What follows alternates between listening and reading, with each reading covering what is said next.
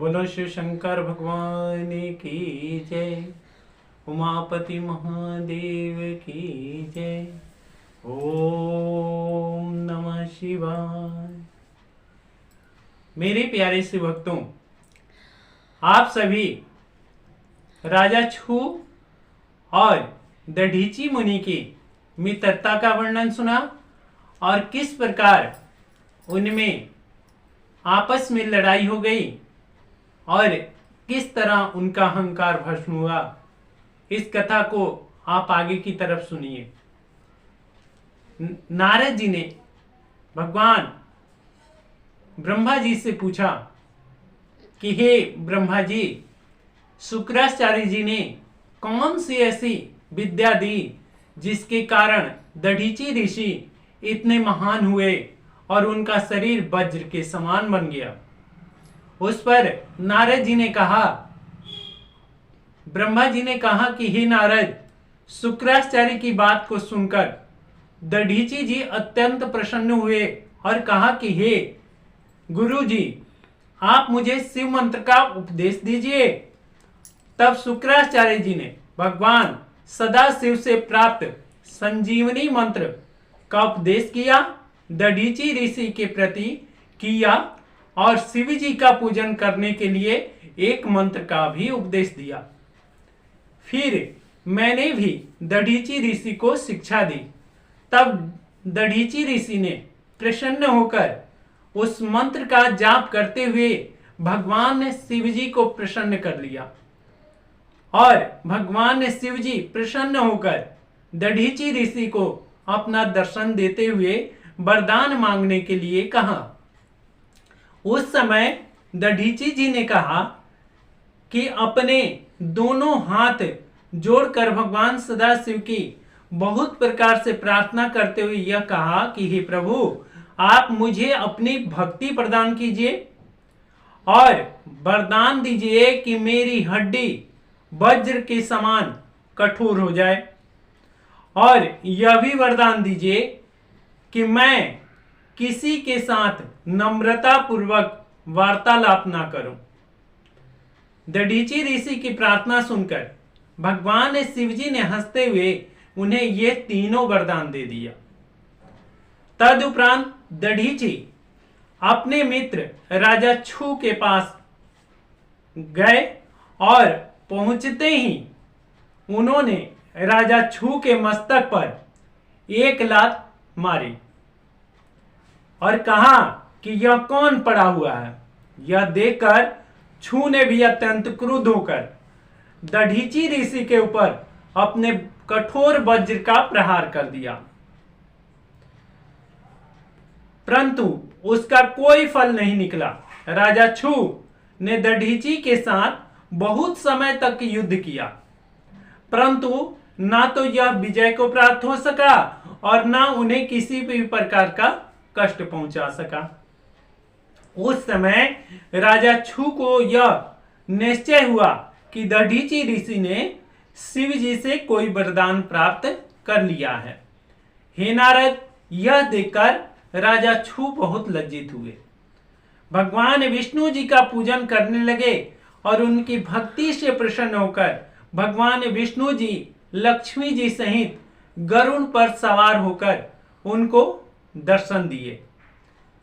उन्हें देखकर राजा छू ने साष्टांग दंडवत प्रणाम करते हुए उनकी स्तुति करने के उपरांत यह प्रार्थना किया कि हे प्रभु, दधीची नामक एक ब्राह्मण पहले मेरा परम मित्र था, परंतु अब शत्रु बन बैठा है और शिवजी से वरदान प्राप्त कर वज्र शरीर एवं अमर हो गया है। उसने मेरा अनादर करते हुए अपने बाएं पैर से मेरे मस्तक पर लात मारी है और अहंकार में भरकर यह भी कहा है कि मैं तीनों लोकों में निर्भय हूं। हे प्रभु, उस पर विजय प्राप्त करने के निमित्त ही मैंने आपका पूजन किया है, आपकी आराधना किया है, क्योंकि आप अहंकार को नष्ट करने वाले हैं। अस्तुता आप मुझे कृपा करके यह वरदान दीजिए कि मैं उसके ऊपर विजय प्राप्त कर सकूं। राजा छू की उस प्रार्थना को सुनकर भगवान विष्णु जी ने अपने मन में अत्यंत चिंतित होकर यह विचार करने लगे कि यदि मैं इस समय अपने भक्त को वरदान नहीं देता हूं तो वेद का वचन मिथ्या हो जाएगा। उसके साथ ही यह भी बात है कि यदि मैं इसे वरदान दे देता हूं तो वेद का वाक्य भी झूठा हो जाएगा। उसके साथ यह भी बात है कि मैं शिवजी का भक्त हूं और दधीची भी शिवजी का परम भक्त है। इधर राजा छू मेरा भक्त है। वस्तुतः दोनों बातों में से किसी एक बात को मैं सामने रखूंगा।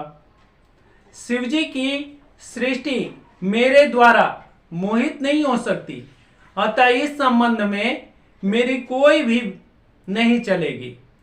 इस प्रकार विचार करने के उपरांत भगवान विष्णु जी ने छू से कहा कि हे राजन, पहले तो तुम इस बात का अपने मन में निश्चय कर रख लो कि शिवजी के परम भक्त को कहीं भी किसी भी प्रकार भय द्वारा या क्रोध द्वारा जीता नहीं जा सकता।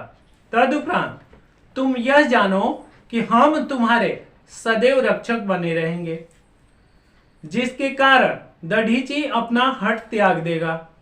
साथ ही हम तुम्हें यह भी बता देते हैं कि हम दधीची को किसी भी प्रकार श्राप दिलवा देंगे। ब्रह्मा जी ने कहा कि हे नारद, राजा छू ने भगवान विष्णु जी का यह कथन स्वीकार कर लिया। तब विष्णु जी ब्राह्मण का स्वरूप धारण कर छल पूर्वक दधीची जी के पास गए और उन्हें प्रणाम करते हुए बोले कि हे ब्राह्मण, आप मुझे एक वरदान देने की कृपा करें। अपने भक्त की मनोरथ प्राप्त करने के हेतु जब भगवान विष्णु जी ने इस प्रकार कहा, उस समय उनके तात्पर्य को जानकर दधीची जी निर्भय होकर इस प्रकार कहा कि हे विष्णु, मैं आपको पहचान गया और मेरे ऊपर शिवजी की कृपा है, अतः मैं प्रत्येक बात को भली भांति जान भी लेता हूं। आप मेरे साथ छल करने के निमित्त आए हुए हैं। यहां आप ब्राह्मण का भेष धारण करके आए हैं। राजा छू ने आपकी बहुत प्रकार से सेवा की है और केवल इसलिए की है कि वह मुझको परास्त करके मेरे ऊपर विजय प्राप्त कर सके। वस्तुतः अब आपको उचित है कि आप अपने वास्तविक स्वरूप को प्रकट करें और अपने घर चले जाएं। शिवजी की दया से मैं तीनों कालों की बातें जान लेता हूं और तीनों लोक में कभी किसी से भयभीत भी नहीं हो सकता। दधीची के मुख से यह शब्द सुनकर भगवान विष्णु जी ने हंसते हुए कहा कि हे दधीची, तुम सत्य कह रहे हो, क्योंकि शिवजी की कृपा प्राप्त होने के कारण सदैव निर्भय ही इंसान रहता है। परंतु मैं दंडवत करके तुमसे यह प्रार्थना भी कर रहा हूं कि तुम मेरे मनोरथ को पूर्ण करो और मुझे वरदान देकर पूर्ण करो। यह सुनकर दधीची ने उत्तर दिया कि हे विष्णु, शिवजी की कृपा से अब मैं प्रत्येक बात को भली भांति जान लेता हूं।